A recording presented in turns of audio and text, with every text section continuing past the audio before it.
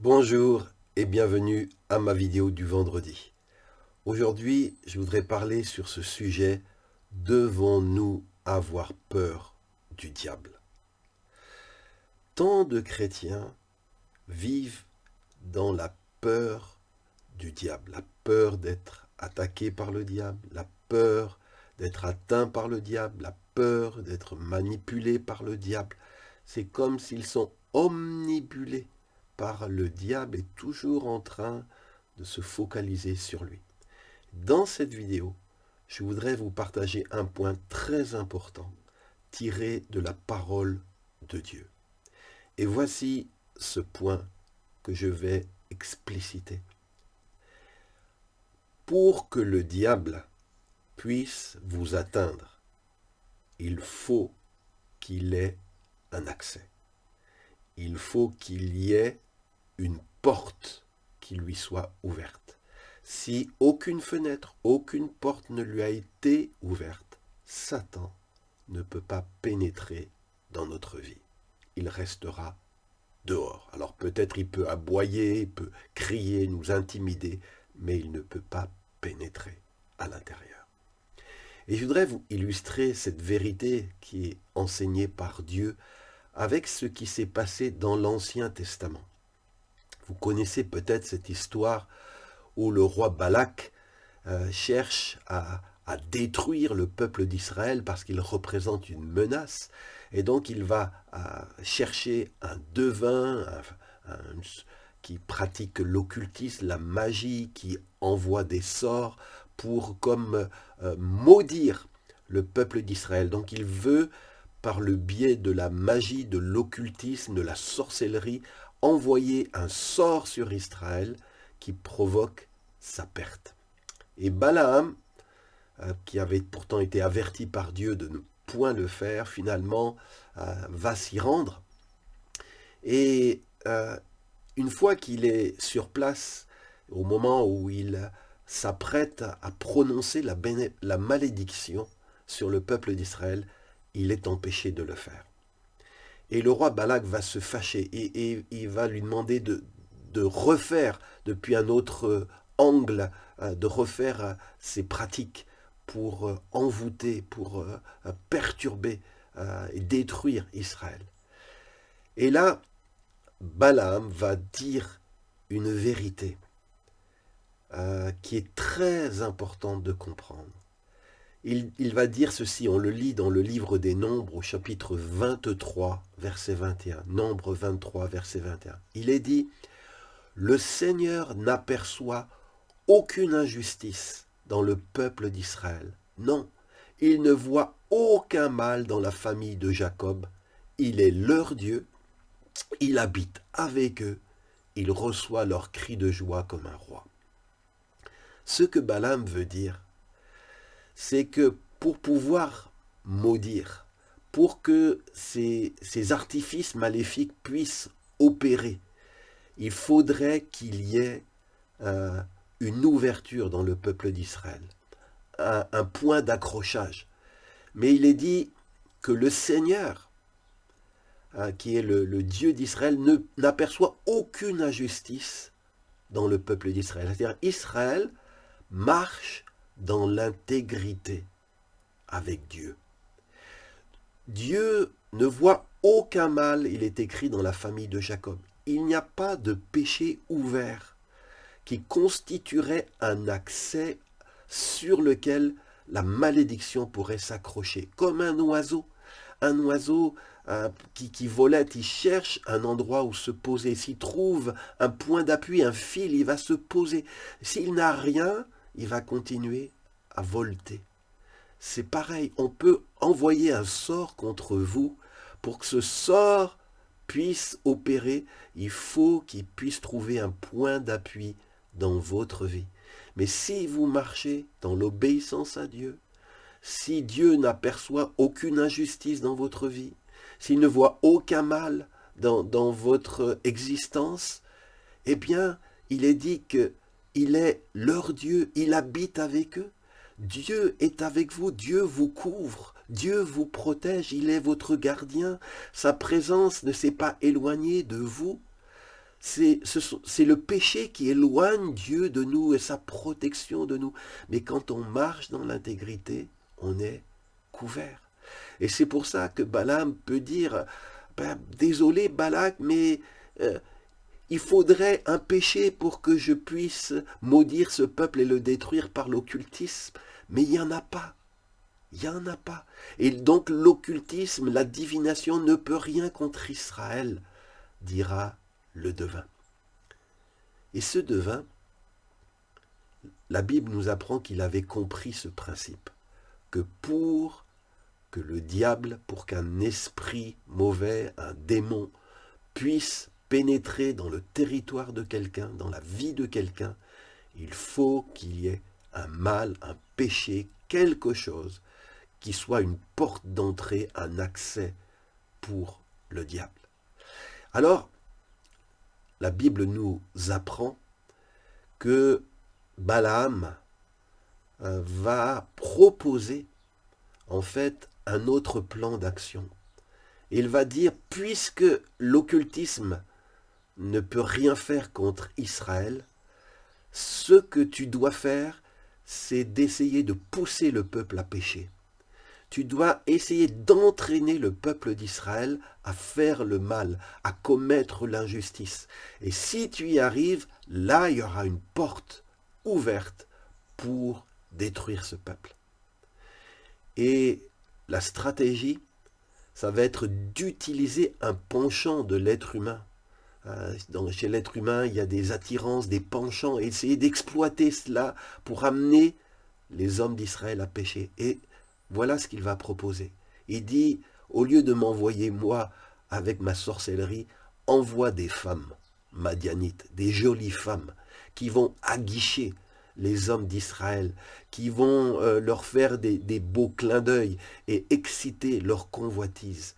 Et ainsi, le mal sera excité chez les hommes d'Israël. Ils seront entraînés à coucher avec ces femmes et en couchant avec elles, de s'unir avec elles, d'être entraînés aussi à suivre leur Dieu.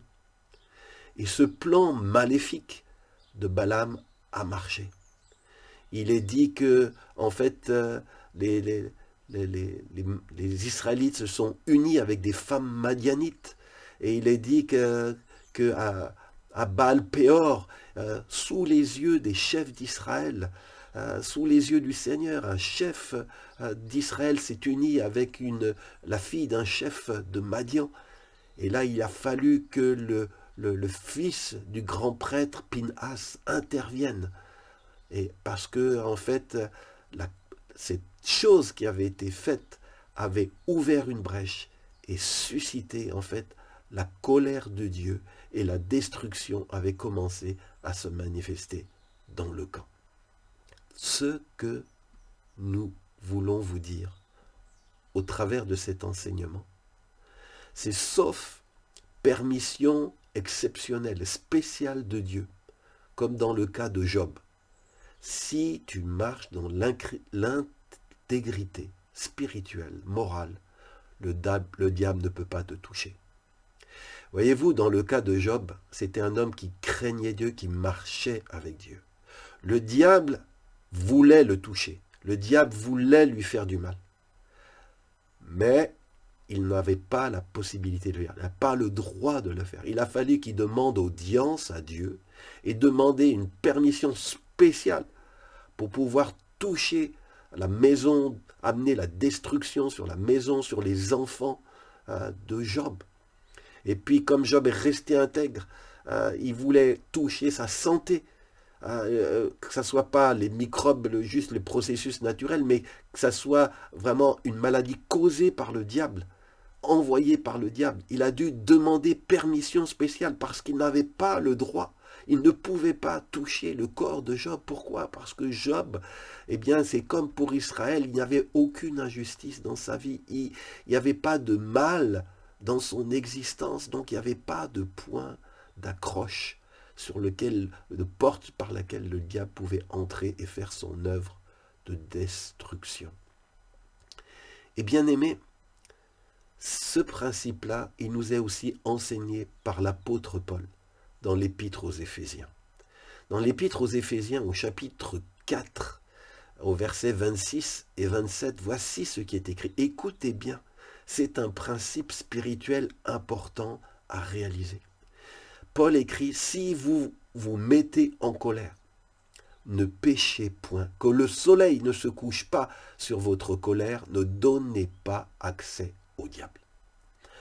Qu'est-ce que Paul dit ici? Il dit que quand on est face à une injustice, c'est normal de se mettre en colère. La colère, c'est une saine réaction à l'injustice. On se révolte contre quelque chose qui est mauvais.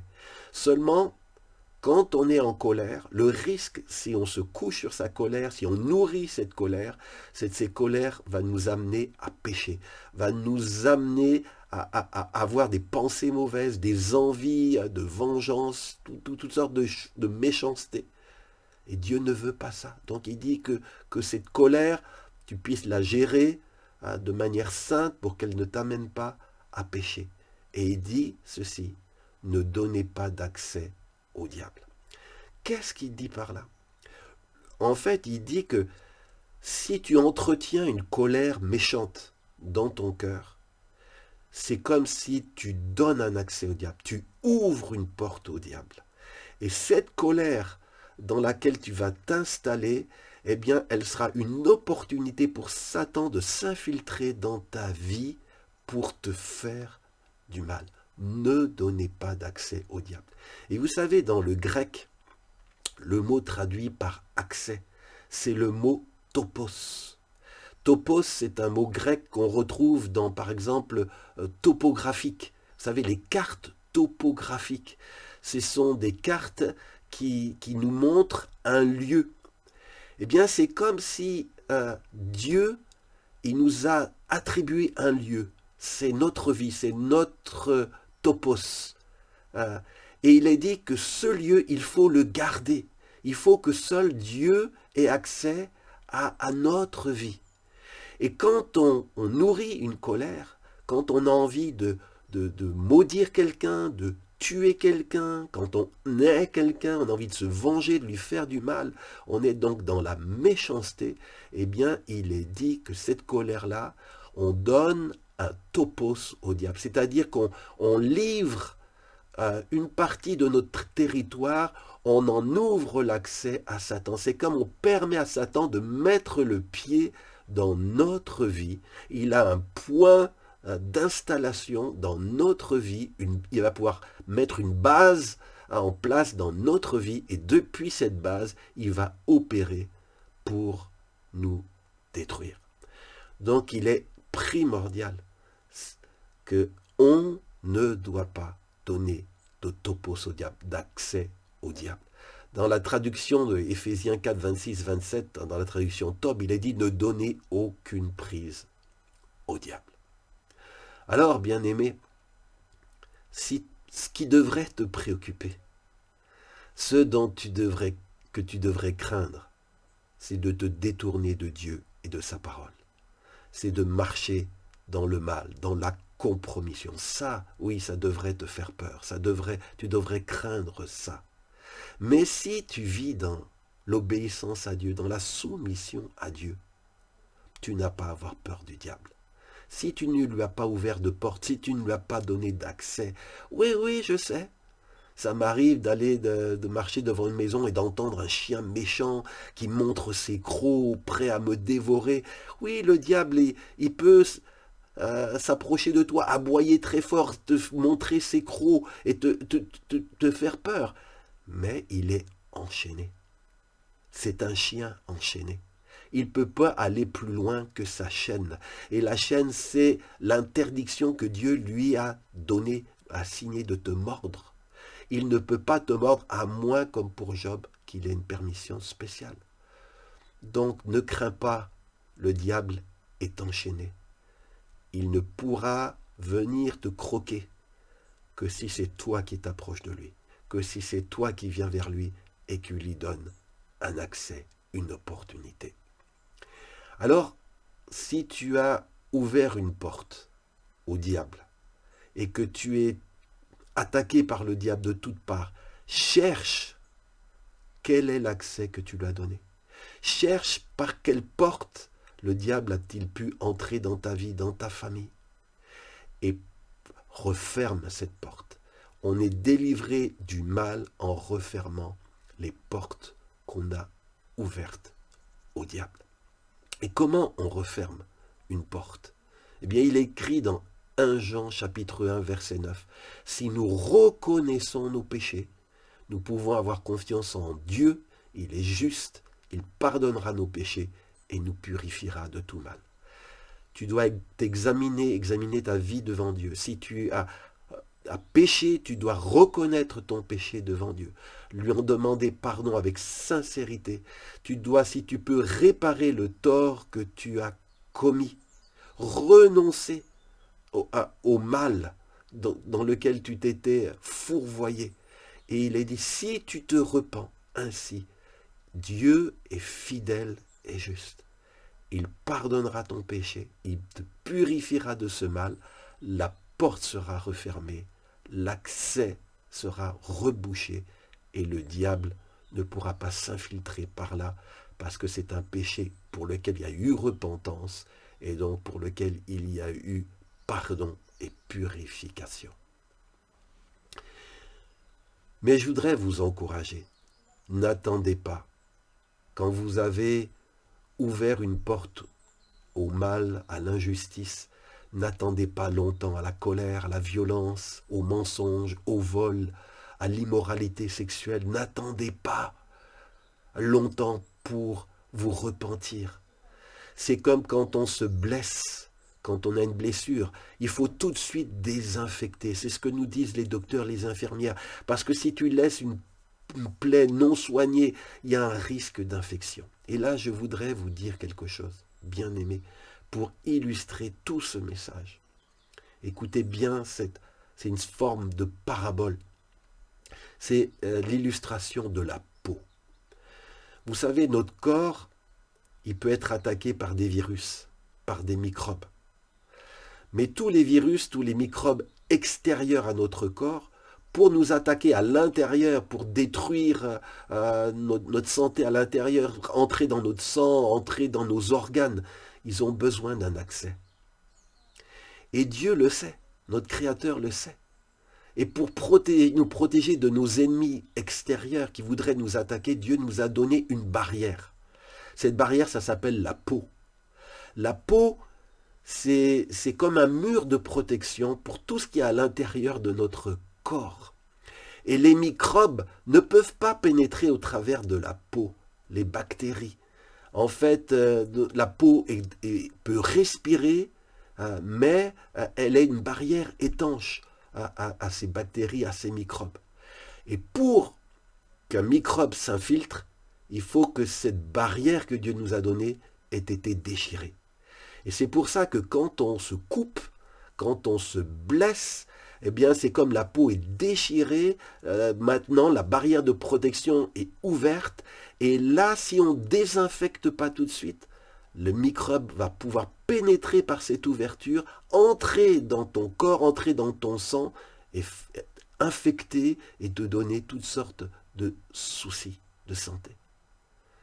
Alors, mes bien-aimés, Dieu nous a dotés aussi spirituellement d'une protection. Celui qui prie pour Dieu pour appui demeure à l'ombre du Tout-Puissant. Mais c'est si tu sors de la couverture de Dieu, de la protection de Dieu, en allant, en faisant ce qui est mal, c'est là où tu vas créer un accès. Alors, c'était vraiment le message que Dieu vous me mettez sur le cœur de partager avec vous aujourd'hui. N'ayez pas peur du diable, mais craignez Dieu, respectez Dieu, honorez Dieu, et vous n'aurez pas de soucis à vous faire. Vous serez gardés par le Tout-Puissant. Si vous souhaitez approfondir cet enseignement, il y a dans notre site internet cdlr.fr une section consacrée à la formation. Et dans cette section consacrée à la formation, j'ai mis, c'est gratuit, c'est ouvert à tous, il y a un séminaire sur la délivrance du mal et des esprits du mal. Et en particulier dans ce séminaire, il y a une section consacrée à la délivrance. Comment on donne accès à des démons et comment en fait en être délivré. Je vous encourage vraiment à aller sur notre site si vous voulez creuser cette question, cdlr.fr. Vous allez dans la barre d'en haut, vous cliquez sur formation et là vous allez chercher le module sur le séminaire de délivrance et vous pourrez écouter, méditer tous les messages, cela approfondira ce que je vous ai partagé dans cette vidéo aujourd'hui. Et rappelez-vous, à l'heure où je vous parle, je suis en mission à Madagascar. Continuez à prier pour que le Seigneur se manifeste, pour que de nombreux pécheurs se repentent et trouvent le salut, la purification, pour que les captifs trouvent la délivrance, pour que les chrétiens puissent se réveiller, être encouragés, que la puissance et la gloire de Dieu se manifestent dans ce pays de Madagascar. Merci pour vos prières et je vous dis à vendredi prochain. Si vous n'êtes pas abonné à ma page ou à ma chaîne, pensez à le faire. Chaque vendredi, je publie une nouvelle vidéo.